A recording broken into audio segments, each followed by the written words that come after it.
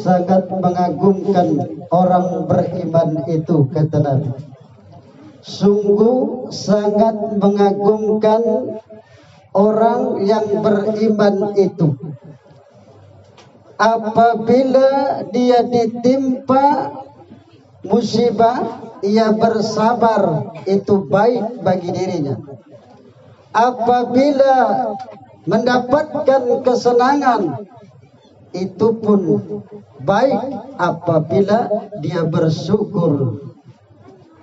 Jadi apabila kita orang-orang yang beriman, percaya kepada Allah Subhanahu wa taala, segala apa yang telah ditetapkan oleh Allah Subhanahu wa taala menurut pandangan kita, bagaimana orang yang beriman dalam keadaan apapun itu adalah baik dan mendapatkan pahala di sisi Allah Subhanahu wa taala, mendapatkan kesenangan, kemudian kita bersyukur kepada Allah, itu pun baik. Bersyukur kepada Allah, mendapatkan nikmat, mendapatkan ini dan itu, lalu kita bersyukur kepada Allah, maka itu pun baik, ya.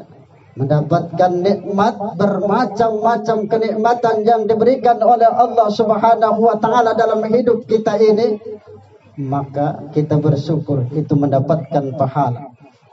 Lalu apabila kita ditimpa musibah, ditimpa bencana, apakah kita ditimpa dengan kematian seseorang?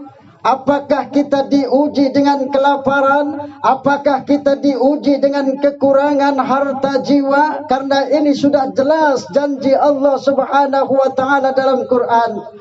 وَلَنَبْلُوَنَّكُمْ بِشَيْءٍ مِّنَ الْخَوْفِ وَالْجُوعِ وَنَقْصٍ مِّنَ الْأَمْوَالِ وَالْأَنفُسِ وَالثَّمَرَاتِ وَبَشِّرِ الصَّابِرِينَ الَّذِينَ إِذَا أَصَابَتْهُمْ مُصِيبَةٌ قَالُوا إِنَّا لِلَّهِ وَإِنَّا إِلَيْهِ رَاجِعُونَ. Dan sungguh akan kami uji kamu, kata Allah, dengan sedikit ketakutan, kekurangan harta jiwa, buah-buahan. Ini pasti diuji. Siapa kita, siapa yang namanya manusia, pasti akan diuji dalam kehidupan kita. Baik dengan kekurangan harta, baik itu dengan kematian ayah atau ibu kita, itu adalah suatu kepastian. Karena Allah Subhanahu wa taala berfirman, Bismillahirrahmanirrahim.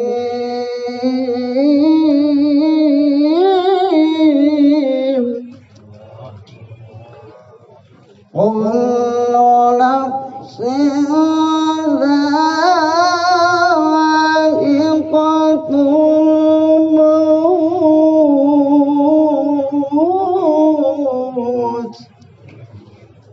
Jadi setiap yang bernyawa pasti akan merasakan mati. Tidak siapapun pasti yang namanya kematian tersebut. Lalu bagaimana kita menghadapi kematian tersebut?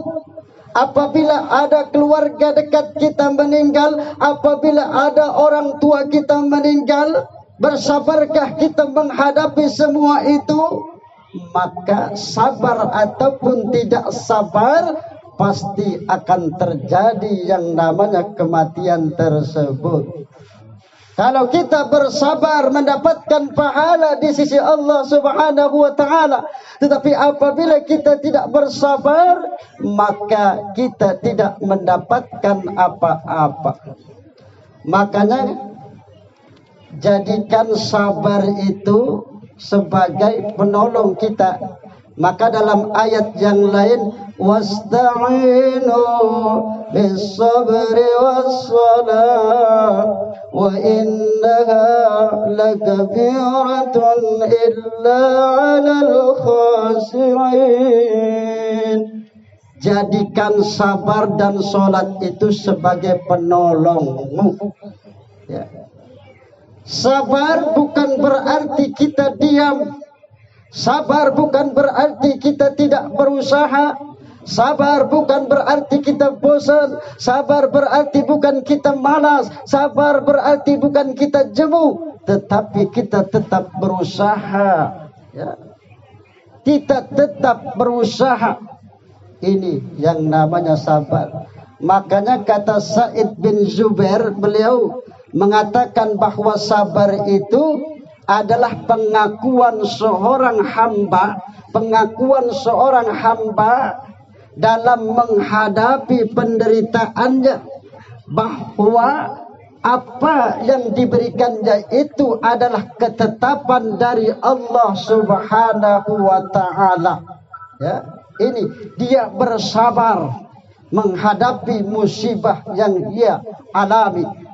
Maka dalam kalimat yang lain, menurut Ibnu Hajar Al-Asqalani, bahwa sabar itu tarkus syakwa min alamil balwa li ghairillahi ta'ala. Artinya meninggalkan mengeluh, meninggalkan syikayah, meninggalkan mengadu kepada siapa? Mengadu kepada manusia. Kalau mengadu kepada Allah, boleh saja. Yang namanya itu adalah berdoa kepada Allah Subhanahu wa Ta'ala. Maka kita dalam kehidupan ini, di dunia ini yang sesaat ini, apapun yang terjadi pada diri kita, harus kita tetap bersabar, ya. Sabar menghadapi musibah itu masih kecil. Yang paling berat sabar itu adalah dalam menjalankan ketaatan kepada Allah Subhanahu wa Ta'ala. Coba kita bayangkan orang kalau mau sholat subuh berarti masjid sepi dikit, berarti wong itu malas, ya kan? Berarti dia tidak sabar masih, ya. Mau sholat duhur, mau sholat asar, maghrib, masih sepi masjid, masih sepi musola. Karena apa? Mereka orang-orang yang berimannya tidak bersabar, ya. Ini artinya mereka tidak melaksanakan perintah Allah. Inilah sabar yang paling utama dan paling utama. Sabar dalam menjalankan ketaatan. Ini yang paling besar pahalanya di sisi Allah Subhanahu wa Ta'ala. Kalau sabar terkena musibah, itu cuma 300 derajat. Tapi kalau sabar dalam meninggalkan maksiat, menjalankan ketaatan, itu 600 derajat. Sabar dalam meninggalkan maksiat inilah yang paling besar pahalanya, yakni 900 derajat. Ini ada kesempatan kita berbuat jahat, ada kesempatan kita berbuat jelek dan lain sebagainya, kita tidak melakukannya. Bersabar, karena itu semua adalah ujian dari Allah Subhanahu wa Ta'ala. Dan yang terpenting, mudah-mudahan sahibul musibah ini diberikan kesabaran oleh Allah Subhanahu wa Ta'ala dalam menghadapi musibah yang dialaminya, yakni kematian orang tuanya. Kemudian sebagai anak, bagaimana cara kita berbakti kepada anak, kepada orang tua yang sudah meninggal dunia? Suatu ketika Nabi didatangi dari kaum Bani Salimah. Kemudian bertanyalah, ya Rasulullah, ada amalkah kepada orang tua yang sudah meninggal dunia? Apa amal yang kami akan lakukan apabila orang tua kami sudah meninggal dunia? Berbakti kepada kedua orang tua kami yang sudah meninggal dunia. Ada, kata Rasul. Apa kata Rasul?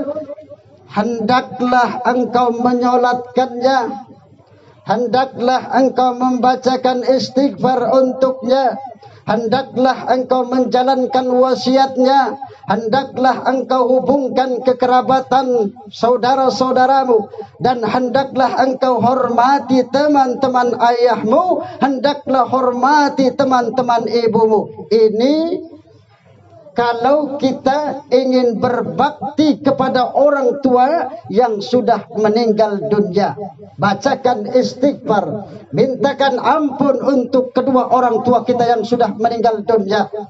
Lalu jalankan wasiat kalau ada wasiat orang tua kita. Kemudian hubungkan kekerabatan persaudaraan. Jangan kita putuskan hubungan antara saudara-saudara kita. Ya, mungkin karena ekonomi kita berbeda-beda, ada yang kaya, ada yang miskin, kemudian kita putus hubungan karena masalah ekonomi misalkan. Padahal kita adalah saudara kandung, saudara-saudara, tapi kita berani memutuskan hubungan. Jangan. Kasihan orang tua kita. Kalau kita ingin dikatakan menjadi anak yang berbakti, hubungkan kerabatan antara saudara-saudara kita.